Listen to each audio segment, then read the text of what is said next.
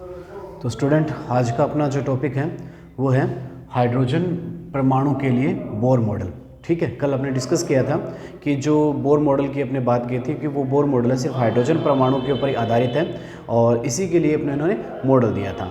तो बोर ने क्या किया कि जैसे अपने बात करें इसके ऊपर कि हाइड्रोजन परमाणु की संरचना, ठीक है, बोर ने क्या किया कि अपने इसके जो मॉडल की जो मुख्य बातें थी वो थी कि इन्होंने कहा था कि जो हाइड्रोजन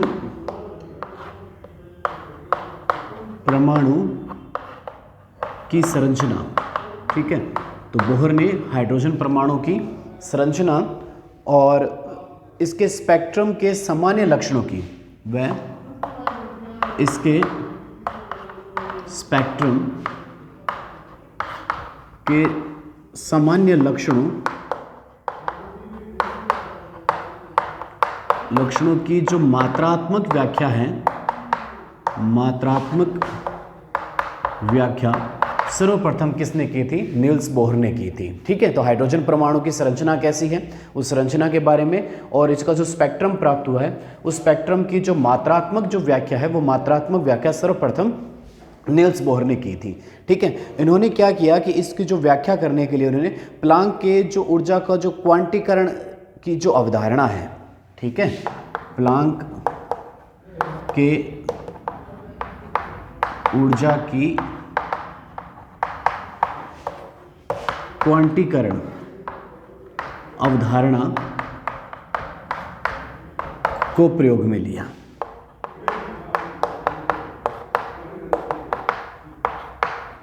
ठीक है, तो हाइड्रोजन परमाणु की संरचना और इसके स्पेक्ट्रम के सामान्य लक्षणों की जो मात्रात्मक व्याख्या करने के लिए नील्स बोहर ने प्लांक के ऊर्जा का जो क्वांटीकरण अवधारणा है उस क्वांटीकरण अवधारणा को इन्होंने प्रयोग में लिया और इसको प्रयोग में लेते हुए इन्होंने जो हाइड्रोजन परमाणु के सामान्य लक्षणों की इन्होंने व्याख्या की। ठीक है, इनकी व्याख्या के जो अपने बात करें कि जो बोर मॉडल के जो मुख्य बिंदु है वो बोर मॉडल के जो मुख्य बिंदु कौन कौन से हो सकते हैं उनको देखा जाए कि नील्स बोहर ने हाइड्रोजन परमाणु के बारे में क्या क्या बातें कही। ठीक है, तो मुख्य बिंदु या जो मुख्य अवधारणाएं अगर अपने इसकी बात करें तो वो मुख्य अवधारणाएं कौन कौन सी हैं वो उनको डिस्कस करेंगे अपने।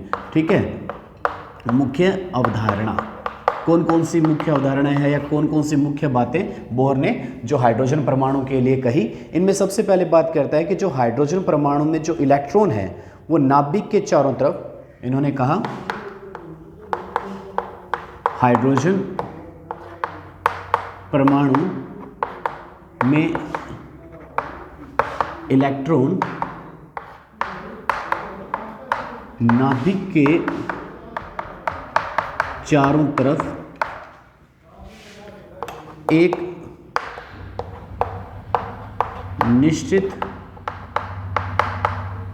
वर्ताकार पथ में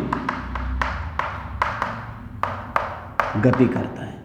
ठीक है, तो इनकी अवधारणा की जो पहली बात थी कि हाइड्रोजन परमाणु में जो इलेक्ट्रॉन है वह इलेक्ट्रॉन नाभिक के चारों तरफ एक निश्चित वर्ताकार पथ में गति करता है या वर्ताकार पथ में घूमता है और इस वर्ताकार पथ को, जो ये वर्ताकार पथ बनाता है, इस वर्ताकार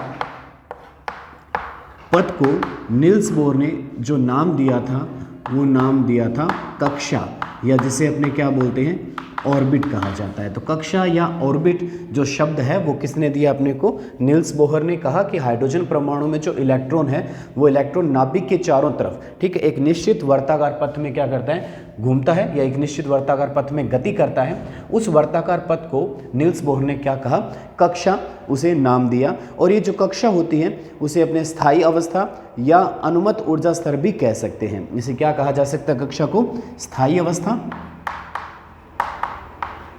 मतलब इलेक्ट्रॉन की स्थायी अवस्था है। रदरफोर्ड के आधार पर आपने कहा था कि जो इलेक्ट्रॉन का जो पथ है वो सर्पिलाकार होता है, लेकिन नील्स बोहर कहता है कि जो इलेक्ट्रॉन का जो पथ है वो एक स्थायी अवस्था होती है। वो एक स्थायी अवस्था में वो क्या करता है? इलेक्ट्रॉन गति करता है। तो इसे स्थायी अवस्था या अनुमत स्तर भी अपने नाम दे सकते हैं, इसे अनुमत स्तर कहा जा सकता है इसके आधार पर।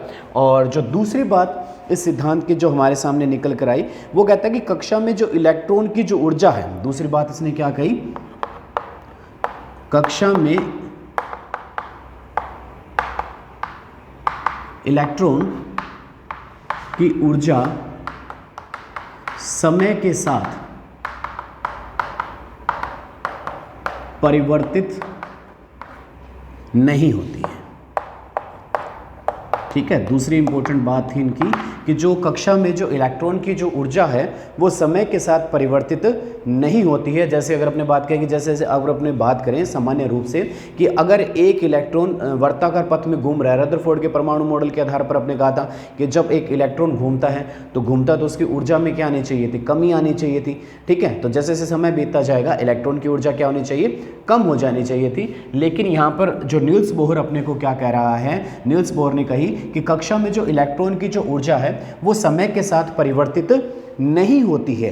ठीक है, तो लेकिन जो ऊर्जा में जो परिवर्तन है वो कब आएगा कि ऊर्जा में परिवर्तन यदि इलेक्ट्रॉन निम्न ऊर्जा स्तर से उच्च ऊर्जा स्तर में जाता है।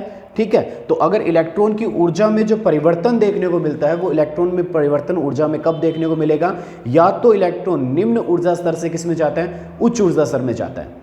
तो जब निम्न से उच्च ऊर्जा स्तर में जाएगा तो वो क्या करेगा, ऊर्जा का अवशोषण करके निम्न ऊर्जा स्तर से किस में पहुंच जाएगा, उच्च ऊर्जा स्तर में पहुंच जाएगा। और उच्च ऊर्जा स्तर से वापस निम्न जो उसकी मूल अवस्था है उसमें जब लौट कर आता है तो वो क्या करता है, ऊर्जा का उत्सर्जन करता है। ठीक है, ये अपने बात पता है अपने को, उत्सर्जन और अवशोषण स्पेक्ट्रम इसी के ऊपर आधारित बनता है। ठीक है, तो ऊर्जा का जो परिवर्तन हो रहा है वो ऊर्जा का परिवर्तन कब होता है कि जो ऊर्जा का परिवर्तन उसके अंदर जो परिवर्तन है वो किससे होता है कि या तो इलेक्ट्रॉन निम्न ऊर्जा स्तर से किस में चला जाए, उच्च ऊर्जा स्तर में चला जाए, या उच्च ऊर्जा स्तर से वो किस में आता है, निम्न ऊर्जा स्तर में आता है। तभी ऊर्जा में अपने को परिवर्तन देखने को मिलता है। निम्न से जब उच्च में जाएगा तो इलेक्ट्रॉन ऊर्जा का अवशोषण करेगा और उच्च ऊर्जा स्तर से जब निम्न ऊर्जा स्तर में आता है तो इलेक्ट्रॉन क्या करता है, ऊर्जा का उत्सर्जन करता है। ठीक है, तीसरी बात इसकी जो मेन यहाँ पर नील्स बोहर ने अपने को कही वो कहता है कि जो ये ऊर्जा में जो अंतर है वो दो स्थायी अवस्थाओं के संक्रमण। ठीक है, जो ऊर्जा में जो अंतर है, ऊर्जा में अंतर वो किससे प्रदर्शित कर दिया मैंने, डेल ई से प्रदर्शित कर दिया। ठीक है, ऊर्जा में अंतर किससे प्रदर्शित कर रहे हैं अपने, डेल्टा ई से अपने प्रदर्शित किया जा रहा है। कह रहा है कि जो ऊर्जा में जो अंतर देखने को मिल रहा है, ठीक है, ऊर्जा में अंतर जो देखने को अपने को मिलेगा वह ऊर्जा में अंतर दो स्थायी अवस्थाओं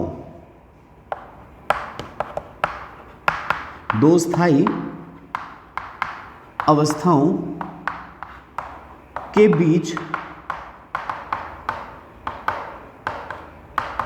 संक्रमण से आता है। ठीक है, दो स्थायी अवस्थाओं के बीच संक्रमण के कारण से ऊर्जा में जो अंतर देखने को मिलेगा। ठीक है, और जिसमें क्या करता है कि वो या तो जो विकिरण का अवशोषण करता है या विकिरण का क्या करता है, उत्सर्जन करता है। ये अपने बात कर चुके हैं कि कब अवशोषण करेगा और कब उत्सर्जन करेगा। तो ऊर्जा में जो अंतर देखने को मिलेगा वो ऊर्जा का अंतर दो स्थायी अवस्थाओं के बीच में। ठीक है, तो बीच में कभी नहीं रह सकता इलेक्ट्रॉन। जैसे अपने बात करेंगे ये नाभिक है और नाभिक के बाद में ये एक पहली स्थायी अवस्था है और ये दूसरी स्थायी अवस्था है। तो इलेक्ट्रॉन या तो यहाँ रह सकता है या इलेक्ट्रॉन कहाँ रह सकता है, इस अवस्था के अंदर रह सकता है। दोनों के बीच में इलेक्ट्रॉन नहीं रह सकता। इन्होंने कहा है कि दो स्थायी अवस्थाओं के बीच में जो अंतर आता है, देखो पहली स्थायी अवस्था और ये दूसरी स्थायी अवस्था, तो वो कहता है इलेक्ट्रॉन यहां नहीं रह सकता।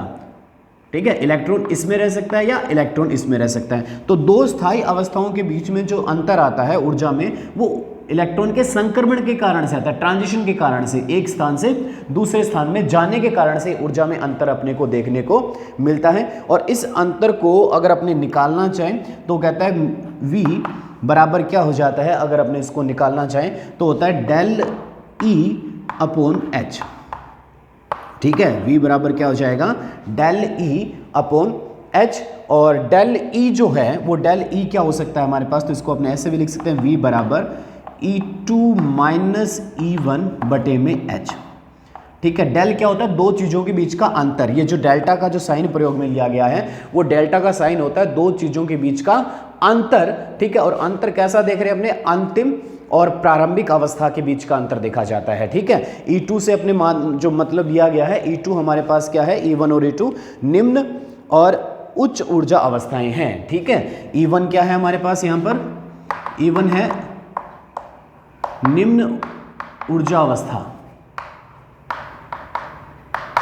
और E2 क्या हो जाएगा, E2 हमारे पास हो जाएगा उच्च ऊर्जा अवस्था को क्या कह दिया जाएगा, E2 कह दिया जाएगा। ठीक है, तो E1 upon E2 upon E2 minus E1 की अगर बात कर रहे हैं तो E2 से मतलब लिया गया उच्च ऊर्जा अवस्था से लिया गया और E1 से जो मतलब लिया गया निम्न ऊर्जा अवस्था। तो दो ऊर्जा अवस्थाओं के संक्रमण को जो निकाला गया है अपने यहाँ से, तो इसको निकालने के लिए जो सूत्र है वो अपने पास इस प्रकार से निकाला जा सकता है। ठीक है, ये जो अपने जो सूत्र बनाया है इसे अपने बोर का आवर्ती नियम कहते हैं। इसे क्या कहा जाता है, ये जो सूत्र बनाया आपने, इस सूत्र को क्या कहा जाता है, बोर का आवर्ती नियम। तो अगर अपने से एग्जाम में पूछा जाता है कि बोर का आवर्ती नियम क्या है, तो बोर का आवर्ती नियम क्या होगा, B बराबर E2 minus E1 upon H जो है वो है बोर का आवर्ती नियम है, बोर के आवर्ती नियम को प्रदर्शित करता है। ठीक है, तो ये अपने पास इसके जो अपने पॉइंट हुए। इसके बाद में और अगर अपने नील्स बोर की अवधारणाओं को अगर देखा जाए, अगली जो अवधारणा नील्स बोर के परमाणु मॉडल ने जो इसमें दी, वो कहता है कि जो इलेक्ट्रॉन का जो कोणीय संवेग है वो क्वांटित होता है। अगली बात इन्होंने क्या कही कि इलेक्ट्रॉन का कोणीय संवेग क्या होता है, क्वांटित होता है। ठीक है, क्वांटित मतलब बंडल के रूप में। किस रूप में होता है, क्वांटित का अर्थ अपने क्या लगा सकते हैं, बंडल के रूप में। ठीक है, अपने प्लांक का क्वांटम सिद्धांत पढ़ा था, तो क्वांटम का मतलब क्या होता है, बंडल। एक बंडल किसी चीज का, ऊर्जा का बंडल ले सकते हैं। तो कहता है कि इलेक्ट्रॉन का जो कोणीय संवेग है, संवेग क्या होता है, मोमेंटम। ठीक है, और मोमेंटम को किससे प्रदर्शित करते हैं, अपने mv से। मोमेंटम क्या होता है, mv से प्रदर्शित किया जाता है। और कोणीय का मतलब अपने पास क्या हो गया कि अपने इसके अंदर रेडियस की बात करेंगे, इसकी त्रिज्या की बात करेंगे, तो इसलिए आ जाता है mvr। और किसकी बात कर रहे हैं, मास यहाँ पर इलेक्ट्रॉन का लिया जा रहा है, इसलिए आ जाता है mvr। कोणीय संवेग को किससे प्रदर्शित किया जाएगा, mvr से प्रदर्शित किया जाएगा। तो इन्होंने कहा कि जो इलेक्ट्रॉन का जो कोणीय संवेग है वो क्वांटीकृत होता है, अर्थात जो mvr का जो मान होगा वो क्या होगा, NH अपॉन 2 पाई के क्या होगा, इक्वल होगा। ठीक है, कोणीय संवेग का जो मान है वो किसके इक्वल होता है, NH अपॉन 2 पाई के इक्वल होता है। और यहाँ जो n का जो मान है वो n का मान 1 2 3 इस तरह से इसके n के मान अपने पास बढ़ते जाते हैं। ठीक है, यहाँ पर me क्या लिया है आपने, ठीक है, इस सूत्र में जो me है वो क्या लिया है, इलेक्ट्रॉन का द्रव्यमान। ठीक है, और इलेक्ट्रॉन का द्रव्यमान अपने को पता है, इलेक्ट्रॉन का द्रव्यमान कितना होता है, इसके मान की चर्चा आपने पहले कर चुके हैं। ठीक है, इसी तरह से v जो है, v वेग लिया गया है इलेक्ट्रॉन का। ठीक है, v क्या है, इलेक्ट्रॉन का वेग। और इसके बाद में r हमारे पास यहाँ जो लिया गया है वो ली गई है कक्षा की त्रिज्या। जिस कक्षा में इलेक्ट्रॉन रहता है या जिस ऑर्बिट में इलेक्ट्रॉन रहता है उस कक्षा की त्रिज्या है। ठीक है, n जो है, n किसको प्रदर्शित कर रहा है, यहाँ पर n ऊर्जा अवस्था को प्रदर्शित कर रहा है। n का मान क्या है, n है ऊर्जा अवस्था। और इसके मान अपने बता दिए कि n के मान क्या क्या हो सकते हैं। h क्या है, h प्लांक स्थिरांक, और इसका मान भी क्या होता है, कांस्टेंट होता है, तो इसका मान भी अपने को पहले से पता है। ठीक है, तो ये इस सूत्र के आधार पर अपने को विभिन्न जो मानों की प्राप्ति होती है। तो इसका मतलब जो इलेक्ट्रॉन उसी कक्षा की त्रिज्या में घूम सकता है, ठीक है, जिसका जो कोणीय संवेग किसके बराबर हो जाता है, कोणीय संवेग का मान NH अपॉन 2 पाई के बराबर हो जाता है। तो अपने से अगर पूछा जाए इलेक्ट्रॉन किस कक्षा में घूमेगा, तो अपने सीधा से बात करेंगे कि जब उसका कोणीय संवेग किसके बराबर हो जाए, NH अपॉन 2 पाई के मान के बराबर हो जाता है, या अपने कहते हैं NH अपॉन 2 पाई के पूर्ण गुणज के रूप में जब होता है, इलेक्ट्रॉन उसी कक्षा में क्या कर सकता है, घूम सकता है। तो अपने कहें कि इलेक्ट्रॉन उसी कक्षा में घूमता है जिसमें उसका कोणीय संवेग जो mvr के मान की बात कर रहे हैं, कोणीय संवेग mvr, ठीक है, NH अपॉन 2 पाई का पूर्णांक गुणज होता है। ठीक है, NH/2 पाई का पूर्णांक गुणज होगा, उसी कक्षा में इलेक्ट्रॉन घूम सकता है।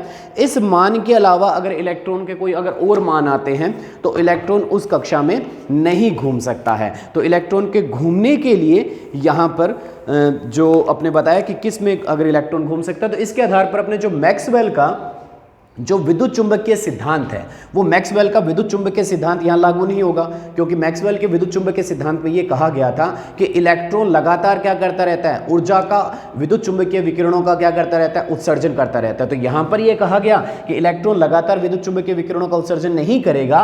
वो जब NH/2 पाई का पूर्ण गुणज जब इसके पास ऊर्जा आ जाएगी, अर्थात ऊर्जा क्वांटीकृत हो जाती है, एक बंडल के रूप में आ जाती है, तो उस बंडल के रूप में जब इसकी ऊर्जा कोणीय संवेग के बराबर हो जाती है, उसी कक्षा में इलेक्ट्रॉन क्या कर सकता है, गति कर सकता है या इलेक्ट्रॉन घूम सकता है। ठीक है, तो इलेक्ट्रॉन के घूमने के लिए यहां पर जो नील्स बोर ने अपने को इसकी कुछ बातें बताई। अब इसके बाद में जो नील्स बोर का जो सिद्धांत है, उस सिद्धांत के आधार पर अपने कुछ बातें परमाणु के लिए अपने सामने आती हैं। वो बातें क्या क्या हैं उनकी बात करें। ये तो इसकी अवधारणाएं हो गई, ठीक है, और इन अवधारणाओं से हाइड्रोजन परमाणु के बारे में अपने को क्या क्या जानकारी प्राप्त होती है। ठीक है, ठीक है, तो अपने कहें कि बोर सिद्धांत से हाइड्रोजन परमाणु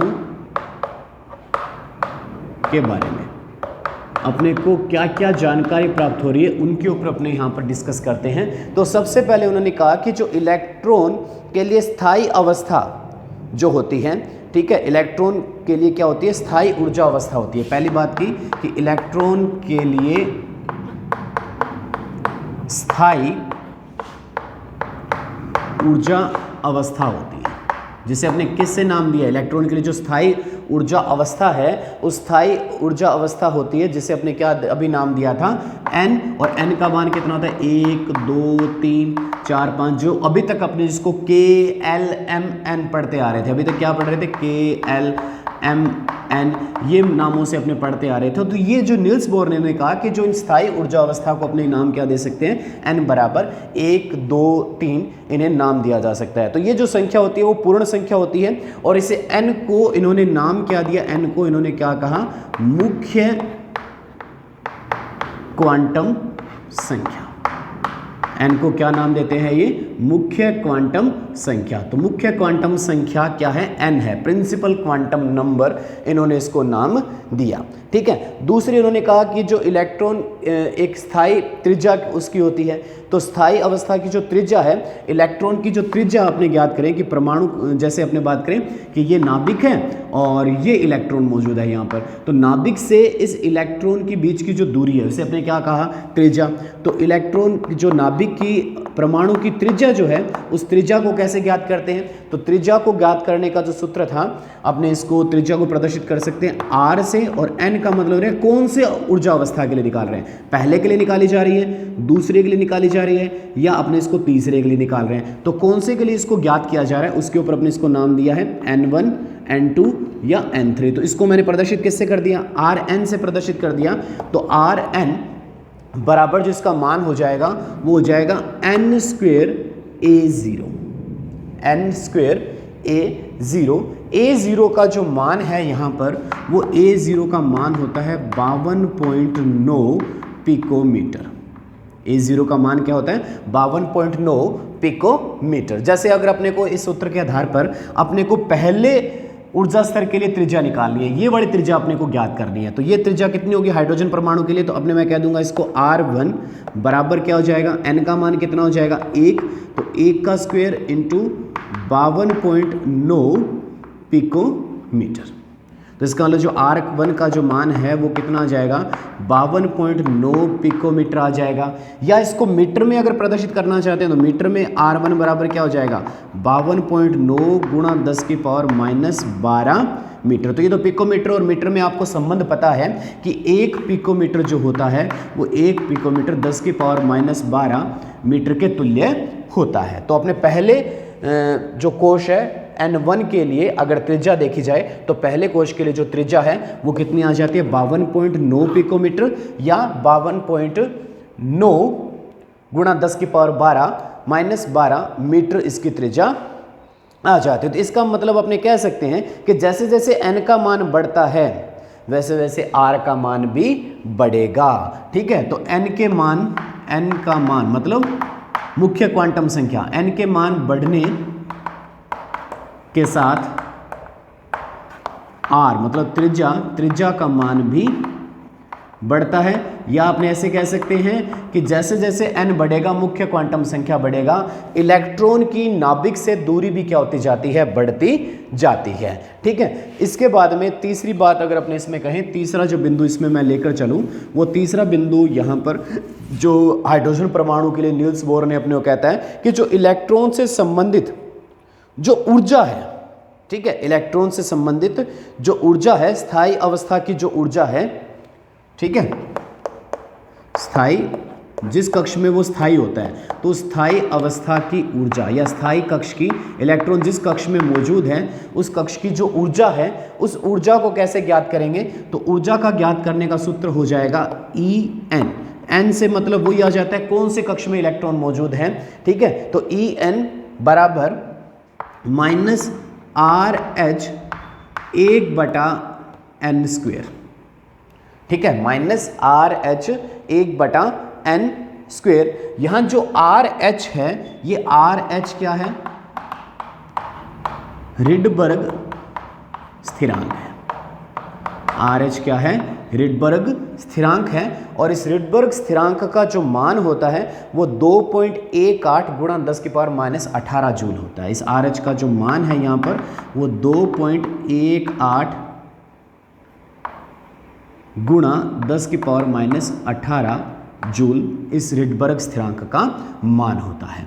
ठीक है, तो अब यहाँ पर आपको ये समझ में आ रहा है कि जैसे इसको मैं ये लिख सकता हूँ कि En बराबर क्या लिखा जा सकता है, -2.18 गुणा 10⁻18 जूल 1/n² इसको प्रदर्शित किया जा सकता है। और जो n का जो मान है वो ऊर्जा अवस्था को प्रदर्शित कर रहा है, 1 2 3 इस तरह से इसके n के मान क्या होते जाएंगे, बढ़ते जाएंगे। अब आपके दिमाग में यहाँ पर ये चीज़ आ रही है कि जो यहाँ ऋणात्मक चिन्ह क्यों जो लिया गया है, तो ऋणात्मक चिन्ह का मतलब क्या है कि जो ऊर्जा का जब उत्सर्जन होता है, तो ऊर्जा का उत्सर्जन होता है तो ऊर्जा क्या हो जाती है, कम हो जाती है। ठीक है, कि जब भी कोई इलेक्ट्रॉन उच्च ऊर्जा स्तर से निम्न ऊर्जा स्तर में जाएगा तो वो ऊर्जा का क्या करेगा, उत्सर्जन करेगा। तो ऊर्जा का जब उत्सर्जन होगा तो ऊर्जा का मान क्या हो जाएगा, घट जाएगा।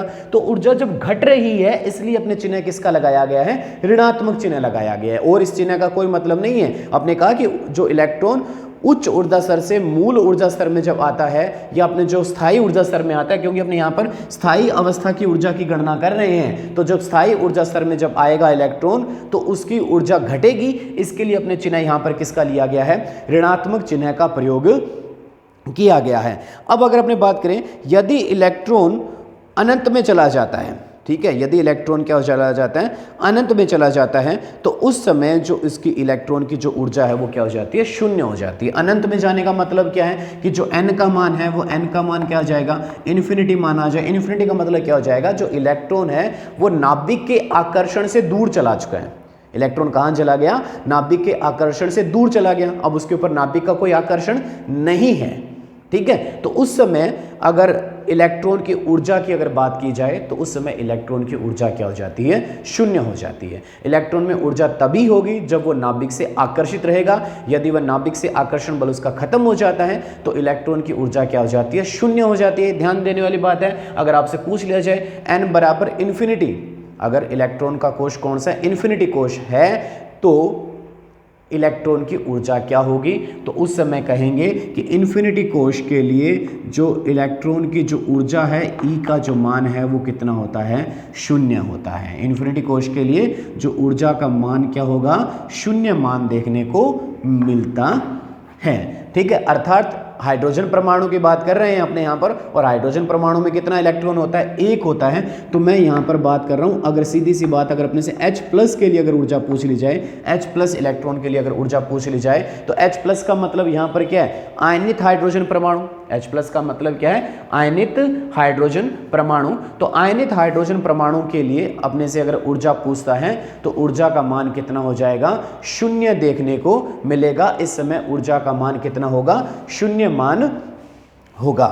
ठीक है, तो ये अपने पास हाइड्रोजन परमाणु के लिए अपने बातें कही, इसके अंदर जो मुख्य इसके अंदर बातें आई, उसकी त्रिज्या ज्ञात कर ली, उसकी ऊर्जा अवस्था ज्ञात की और उसकी ऊर्जा को भी अपने यहाँ पर ज्ञात कर लिया। तो ये तो सिर्फ अपने हाइड्रोजन परमाणुओं के लिए लागू किया गया था। या आपने बात करें कि जो अपने को बताया कि जो नील्स का जो परमाणु मॉडल है वो हाइड्रोजन परमाणु में उपस्थित एक इलेक्ट्रॉन के लिए ही है, या ऐसे परमाणु जिनमें एक इलेक्ट्रॉन मौजूद होता है उनके ऊपर इस जो परमाणु मॉडल है इसको लागू किया जा सकता है। तो एक इलेक्ट्रॉन वाला कौन हो सकता है? एक तो हाइड्रोजन खुद हो सकता है, या हीलियम पर क्या आवेश हो? +1 आवेश हो, या लिथियम पर +2 आवेश हो। ठीक है, तो इन सभी में अपने पास जो इलेक्ट्रॉन होता है वो इलेक्ट्रॉन क्या होता है? एक इलेक्ट्रॉन होता है। ऐसे परमाणुओं के ऊपर जो नील्स बोर का जो परमाणु मॉडल है इसे लागू किया जा सकता है। ठीक है, तो अगर ऐसे परमाणुओं के लिए अगर अपने लिखते हैं तो ऊर्जा का जो मान लिखेंगे, जैसे En अभी अपने लिखा था -2.18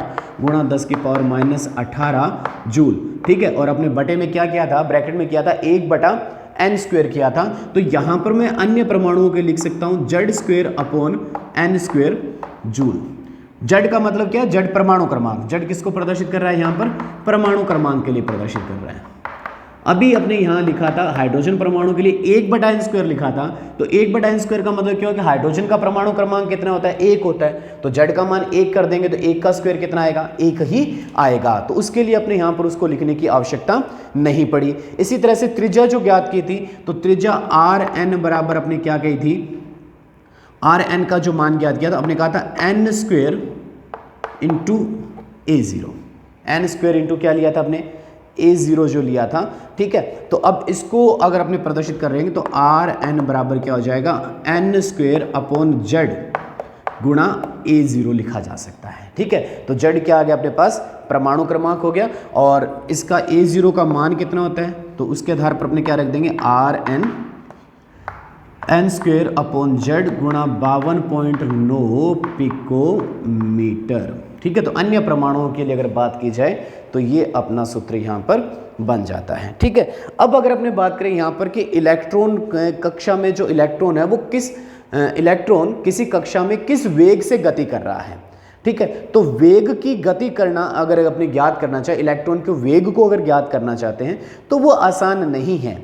लेकिन यहाँ पर अपने इस वेग के बारे में कुछ एक बातें कही जा सकती हैं। अगर अपने से पूछे कि इलेक्ट्रॉन का वेग कितना है तो वेग को आसानी से ज्ञात नहीं किया जा सकता, लेकिन सामान्य रूप से कुछ बातें कही जा सकती है। वो क्या कही जा सकती है अपने पास कि नाभिक पर धनावेश बढ़ने के साथ इलेक्ट्रॉन का वेग बढ़ता है। पहली बात क्या की जा सकती है इसमें कि नाभिक पर धनावेश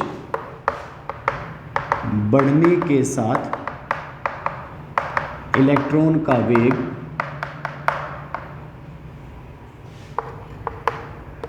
बढ़ता है। ठीक है, पहली बात क्या की जा सकती है वेग के बारे में कि नाभिक पर धनावेश बढ़ने के साथ साथ इलेक्ट्रॉन का वेग बढ़ता है। और दूसरा, मुख्य क्वांटम संख्या बढ़ने के साथ मुख्य क्वांटम संख्या, जिसे अपने क्या कहा था? n बढ़ने के साथ इलेक्ट्रॉन का वेग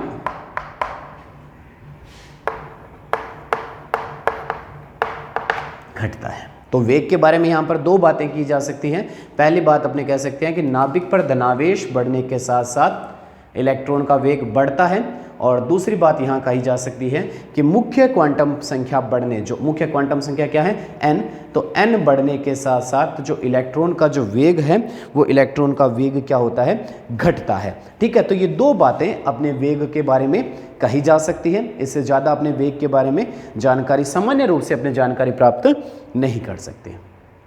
ठीक है, तो ये हाइड्रोजन परमाणु का बोर मॉडल हो गया। अब इसके बाद में नील्स बोर ने जो हाइड्रोजन परमाणु के जो रेखा स्पेक्ट्रम थी उसकी व्याख्या की। ठीक है, तो अपने यहां पर हेडिंग डालते हैं हाइड्रोजन परमाणु के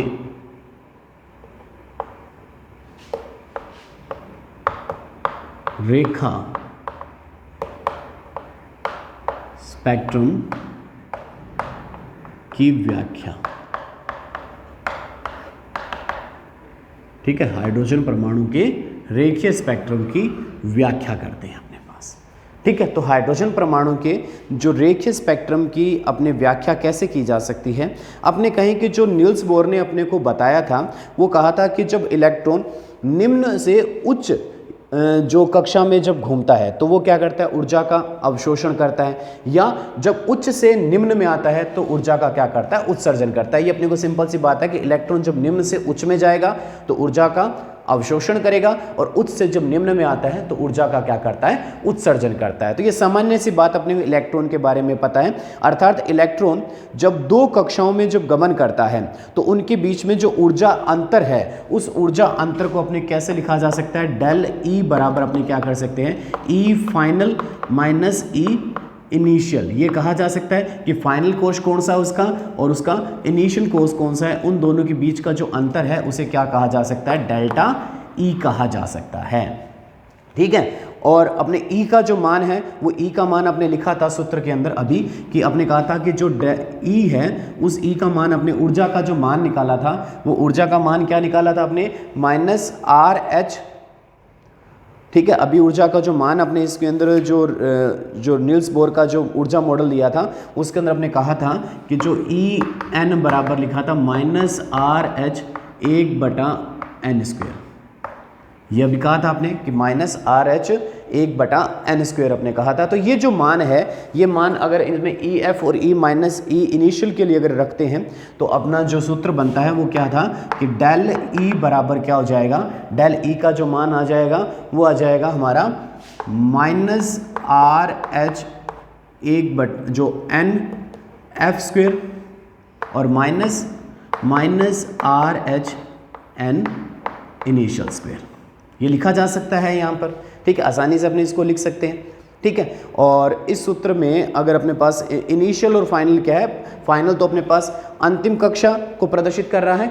ठीक है, एफ किसको प्रदर्शित कर रहा है, एफ यहाँ पर प्रदर्शित कर रहा है अंतिम कक्षा को, और आई किसको प्रदर्शित कर रहा है, आई यहाँ पर प्रारंभिक कक्षा को प्रदर्शित कर रहा है। ठीक है, तो दोनों के मान आपने बताया कि आई किसको प्रदर्शित कर रहा है और एफ प्रदर्शित कैसे कर रहा है। तो मैं इस सूत्र को लिख सकता हूं, डेल ई बराबर मैं यहां पर क्या लिख सकता हूं, दोनों को अगर मैं संयुक्त करता हूं तो आर एच को कॉमन वैल्यू के रूप में बाहर ले जाता हूं, तो R H 1/n initial square minus 1/n final square, इस रूप में इसको लिखा जा सकता है सूत्र को। ठीक है, अब अपने को यहाँ पर पता है जो फोटोन की आवृत्ति निकालते हैं, तो आवृत्ति का जो सूत्र होता है वो आवृत्ति क्या होता है, न्यू बराबर क्या लिखा था आपने, डेल ई बटे में क्या लिखा था, एच लिखा था। आवृत्ति निकालने का सूत्र क्या था, डेल ई अपॉन क्या लिखा था, एच। ये आवृत्ति निकालने का सूत्र हो गया। ठीक है, न्यू यहाँ पर क्या है, न्यू आवृत्ति को प्रदर्शित कर रहा है। न्यू किसको प्रदर्शित कर रहा है, आवृत्ति को प्रदर्शित कर रहा है। तो ये आवृत्ति को ज्ञात करने का सूत्र था। ठीक है, तो इस सूत्र के अंदर अगर अपने रखते हैं डेल ई का मान अपने को पता है, तो इस सूत्र को मैं क्या लिखा जा सकता है कि न्यू बराबर क्या हो सकता है, अपने पास डेल ई का मान ये है तो अपन लिख सकते हैं इसको R H upon H 1/n initial square minus 1/n final square, अपने इसको लिख सकते हैं। ठीक है, आसानी से लिखा जा सकता है ना। तो ये आवृत्ति निकालने का सूत्र हो गया। अब आर एच का मान भी अपने को पता है और एच का मान भी पता है, तो अपने इसको लिख सकते हैं न्यू बराबर आर एच का मान कितना है, तो आर एच का मान अपने लिखते हैं 2.18 गुणा 10⁻⁻18 जूल। ये किसका मान है, आर एच का मान है। ठीक है, इसी तरह से एच का जो मान अपने को पता है वो होता है 6.62 गुणा 10⁻⁻34 जूल सेकेंड। ये मान किसका होता है, एच का मान होता है। और फिर आगे अपने इसी सूत्र को दोबारा लिख सकते हैं 1/n initial square minus 1/n final square. ठीक है, इस रूप में इसे लिखा जा सकता है। तो ये अपना जो सूत्र था जिसके अंदर अपने एच और आर एच, रिडबर्ग स्थिरांक और प्लांक स्थिरांक दोनों के अपने मान रख दिए। ठीक है, अब इन मानों को अगर हल किया जाए तो हल करने पर अपने पास जो इसका हल आता है वो कितना आ जाएगा, यहाँ पर v बराबर अपने लिखा जा सकता है कि आर एच अपॉन एच को हल किया तो ये मान आता है 3.29 गुणा 10⁻15, 3.29 गुणा 10 की power 15 1/n initial square minus 1/n final square. और यहां पर क्या देखा, देखो जूल से जूल तो क्या हो गया कैंसिल, तो बचा क्या 1/सेकंड। तो 1/सेकंड को क्या कहा जाता है, हर्ट्ज कहा जाता है। तो ये आवृत्ति का मात्रक आ गया हर्ट्ज। तो आवृत्ति निकालने का सूत्र अपने यहां से ज्ञात कर लिया। इसी तरह से अपने तरंग संख्या को भी ज्ञात कर सकते हैं। ये तो क्या ज्ञात की अपने, आवृत्ति ज्ञात करने का सूत्र हो गया। ठीक है, अब दूसरी बात करते हैं अपने तरंग संख्या को कैसे ज्ञात करें। ठीक है, दूसरा तरंग संख्या। ठीक है, ये अपने पास आवृत्ति ज्ञात करने का सूत्र हो गया। आवृत्ति को कैसे ज्ञात करेंगे, और तरंग संख्या जो होती है वो होती है न्यू बार v बटा में c। तरंग संख्या क्या होती है, v बार v बटा में c। ये तरंग संख्या ज्ञात करने का सूत्र हो गया। अब अपने पास v का मान अपने को पता है और c का मान भी अपने को पता है, तो इसको ज्ञात किया जा सकता है। ठीक है, v का मान कितना है, देखो तरंग संख्या v बार बराबर क्या हो जाएगी 3.29 गुणा 10 की पावर 15, और c कितना होता है 3 गुणा 10 की पावर 8। ठीक है, c क्या होता है 3 गुणा 10 की पावर 8। ठीक है, मीटर प्रति सेकंड। इसका मान क्या होता है, मीटर प्रति सेकंड। और इसका मान क्या है, आपने लिखा था सेकंड इनवर्स, और 1/n initial square minus 1/n final square. ठीक है, तो अब इसको अगर हल करें अपने, तो इसका जो हल करने पर अपने पास जो मान आता है,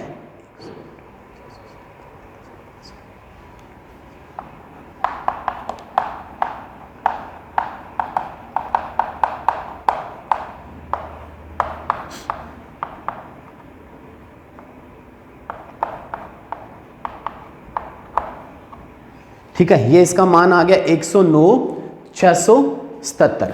मान कितना है अपने पास यहाँ पर 109,677 गुणा 10 की पावर 7। ठीक है, ये मान ले लिया गया अपने पास। अब सेकंड इनवर्स से सेकंड इनवर्स तो कैंसिल हो गया, तो यहाँ पर अपने पास क्या बचा, मीटर। तो ये तरंग संख्या को ज्ञात करने का सूत्र हो गया कि तरंग संख्या को अपने ज्ञात किस प्रकार से किया जा सकता है। तो ये हाइड्रोजन परमाणु के लिए जो अपने स्पेक्ट्रम की जो व्याख्या थी, उस रेखीय स्पेक्ट्रम की व्याख्या कर दी। ठीक है, इसके बाद में जो नेक्स्ट टॉपिक रहेगा वो बोर मॉडल की कमियों पर आधारित होगा।